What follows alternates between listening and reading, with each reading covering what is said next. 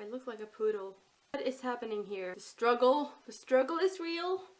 It's real. I apologize for my hair. I tried.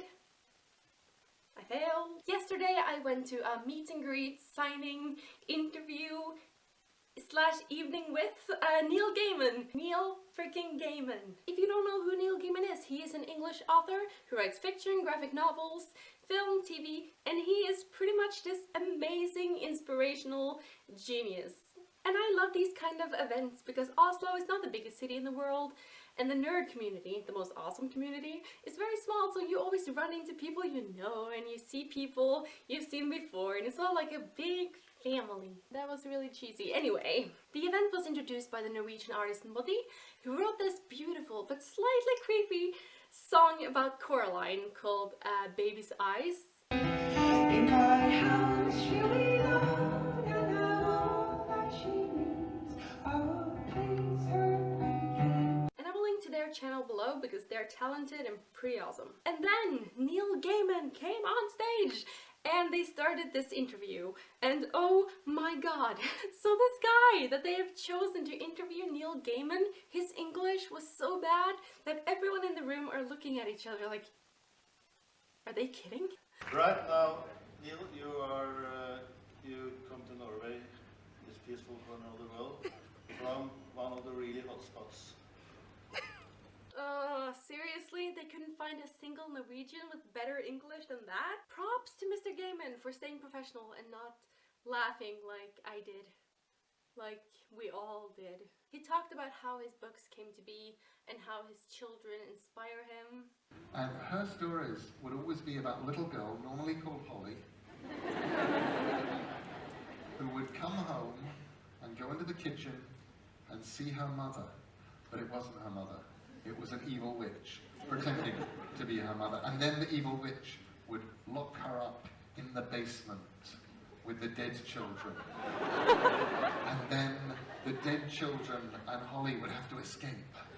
And the witches would come after them. And these were these great nightmarish stories. And I thought, well, this is really good. I thought I should go and find stories like this to read her. So I went down to my local bookshop. And I said, what have you got in the way of really scary sort of horror stories for like 4 or 5-year-olds? So I started writing. Coraline was just a book filled with the kinds of things that Holly loved in her stories. And then it became this thing that became very important for me while I was writing it, to try and tell my kids the stuff that I'd figured out over, whatever it was, 30-something years on this planet at that point. And I thought, well, I figured out the biggest thing that I wish that I'd known when I was a kid was that being brave doesn't mean you're not scared. Because when I was a kid, I thought I was a coward. And I thought I was a coward because things scared me. If I had to walk home from school in the winter, dead at night, through little rock cuttings with trees overhead and dead houses where nobody lives, and it was terrifying. And I think, I am such a coward. And it wasn't until I was an adult that I thought, actually, it wasn't that I was a coward, it was that I didn't understand. I thought being brave meant you're not scared. That's not true. Being brave means you're absolutely scared and you do the right thing anyway. You walk home. It's a brave thing to do. You do it. When you're not scared, that doesn't mean you're brave. That just means, well, you're not scared. It's easy.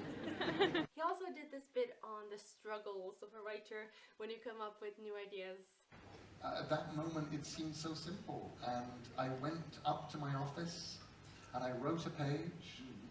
I was about 25, maybe 26, and I read the page and I went, this is terrible. And it's a really good idea, which means that I need to become a better writer before I try and write this book, because I do not want to waste it. I really like that bit, and I think it's very relatable, and I think it's important for, you know, successful content creators to actually explain to people that they've gone through that stage as well. After that, he addressed the question of movie adaptations of his books. The answer to is there going to be a is always, how the fuck do I know? But, having said that, right now, Joseph Gordon-Levitt is producing a Sandman film for Warner Brothers. I really like Joseph Gordon-Levitt. He's smart, he loves the material, he is dedicated to getting it right. American Gods, right now, we were trying to put it together initially as a TV series with HBO. That did not work out, so right now a company called Fremantle, immediately, the day that the option returned from HBO, Fremantle bought it. They have just hired an amazing showrunner, who I am not at liberty to name. We have a showrunner who's fantastic. I know they're talking to a couple of directors, and everything is looking really good. After that, the interviewing part was over, and we went over to the meet and greet signing part of the night. My friend Jenny did this amazing Coraline fan art that he signed, which is pretty cool. Shall I send it for you? Yes, please. Thank you. As you can see, I was filming it, and then it was my turn, and I suddenly realized that I didn't have enough hands. He was shaking every single person's hands.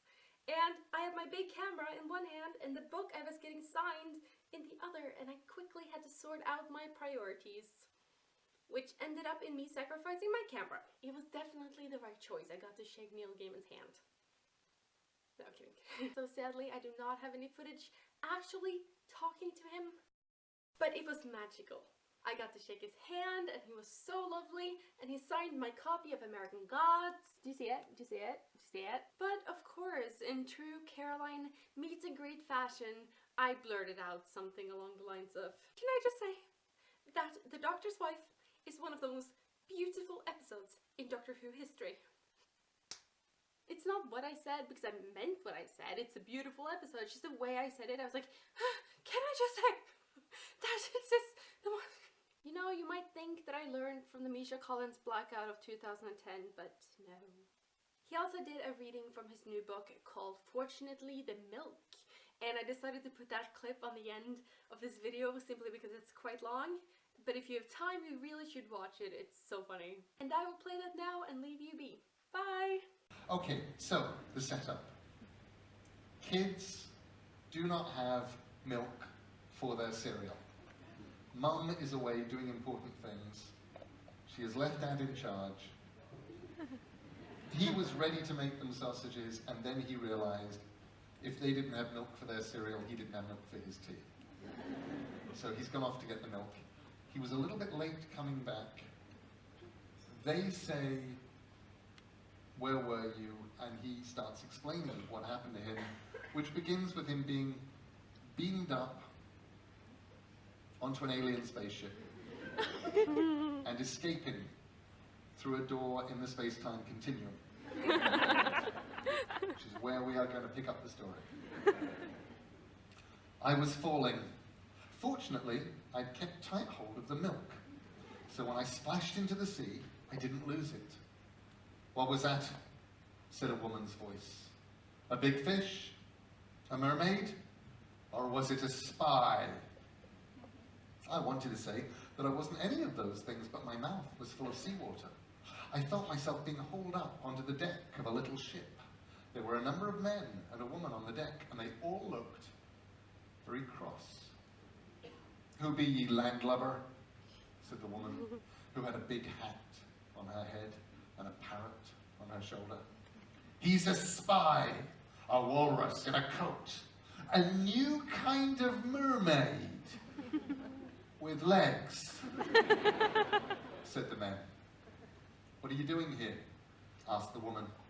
Well, I said, I just set out to the corner shop for some milk for my children's breakfast and for my tea, and the next thing I knew, he's lying, Your Majesty. She pulled out her cutlass.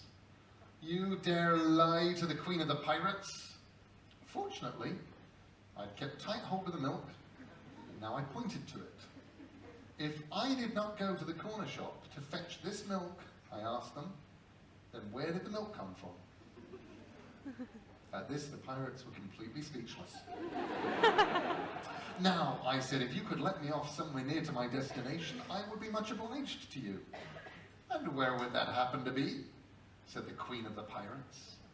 On the corner of Marshall Road and Fletcher Lane. I said, my children are waiting for their breakfast. You're on a pirate ship now, my fine bucko, said the Pirate Queen, and you don't get dropped off anywhere. There are only two choices. You can join my pirate crew, or refuse to join. And we will slit your cowardly throat, and you will go to the bottom of the sea where you will feed the fishes. What about walking the plank? I asked. Never heard of it, said the pirates. Walking the plank, I said, is what proper pirates do. Look, I'll show you. Do you have a plank anywhere? It took some looking, but we found a plank, and I showed the pirates where to put it. We discussed nailing it down, but the Pirate Queen decided it was safer just to have the two fattest pirates sit on the end of it. Why exactly do you want to walk the plank? Asked the Pirate Queen. I edged out onto the plank. The blue Caribbean water splashed gently beneath me. Well, I said, I've seen lots of stories with pirates in them, and it seems to me that if I'm going to be rescued. At this, the pirates started to laugh so hard their stomachs wobbled, and the parrot took off into the air in amazement. Rescue? They said, there's no rescue out here, we're in the middle of the sea. Nevertheless, I told them, if you are going to be rescued, it will always be while walking the plank. Which we don't do, said the Pirate Queen. Here, have a Spanish doubloon and come and join us in our piratical adventures. It's the 18th century, she added, and there's always room for a bright, enthusiastic pirate. I caught the doubloon. I almost wish that I could, I told her, but I have children, and they need their breakfast. Then you must die. Walk the plank. I edged out to the end of the plank. Sharks were circling. So were piranhas. And this was when I interrupted my dad for the first time. Hang on, I said. Piranhas are a freshwater fish. What were they doing in the sea? You're right, said my father, the piranhas were later. Right, so, I was out at the end of the plank, facing certain death, when a rope ladder hit my shoulder and a deep booming voice shouted, quickly, climb up the rope ladder. I needed no more encouragement than this, and I grabbed the rope ladder with both hands. Fortunately, the milk was pushed deep into the pocket of my coat. The pirates hurled insults at me and even discharged pistols, but neither insults nor pistol shot found their target. I soon made it to the top of the rope ladder. I'd never been in the basket of a hot air balloon before. It was very peaceful up there. The person in the balloon basket said, I hope you don't mind me helping, but it looked like you were having problems down there. I said, you're a stegosaurus. I am an inventor, he said. I have invented the thing we are traveling in, which I call Professor Steg's floaty ball person carrier. I call it a balloon, I said. Professor Steg's floaty ball person carrier is the original name. He said, and right now, we are 150 million years in the future. Actually, I said, we're about 300 years in the past. Do you like hard, hairy, wet, white crunchers? He asked. Coconuts? I guessed. I named them first, said Professor Steg. He picked up a coconut from a basket and ate it, shell and all, just as you or I might crunch toast. He showed me his time machine. He was very proud of it. It was a large cardboard box with several pebbles on it and stones stuck to the side. There was also a large red button. I looked at the stones. Hang on, I said those are diamonds and sapphires and rubies. Actually, he said, I call them special shiny clear stones, special shiny bluey stones, and special shiny red stones, I suggested. Indeed, he said, I called them that when I was inventing my really good moves around in time machine 150 million years ago. Well, I told him, it was very lucky for me that you turned up when you did and rescued me. I'm slightly lost in space and time right now, and I need to get home in order to make sure my children get milk for their breakfast. I showed it to him. This is the milk. Although I expect that 150 million years ago you called it wet, white, drinky stuff. Dinosaurs are reptiles, sir, said Professor Snape. You do not go in for milk. Do you go in for breakfast cereal? I asked. Of course, he said, dinosaurs love breakfast cereal, especially the kind with nuts in. What do you have on your cereal? I asked. Orange juice mostly? Or we just eat it dry? But I shall put this in my book. In the distant future, small mammals put milk on their breakfast cereal. I shall write a wonderful book when I return to the present. Actually, I said, I think this is definitely the past. It has pirates in it.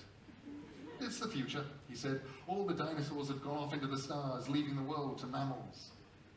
I wondered where you went, I said. The stars, he told me. That is where we will have gone. So I said, can you take me home? Well, he said, yes and no. What does that mean? Yes, I would love to take you home. Nothing would make me happier. No, I cannot take you home. In all honesty, I do not believe that I can take me home. My time machine is being temperamental. I need a special, shiny, greeny stone. I have pressed that button many times, but nothing happens. Button? Don't you mean big, red, flat, pressy thing? I asked. I most certainly do not. It is a button. I named it after my aunt Button.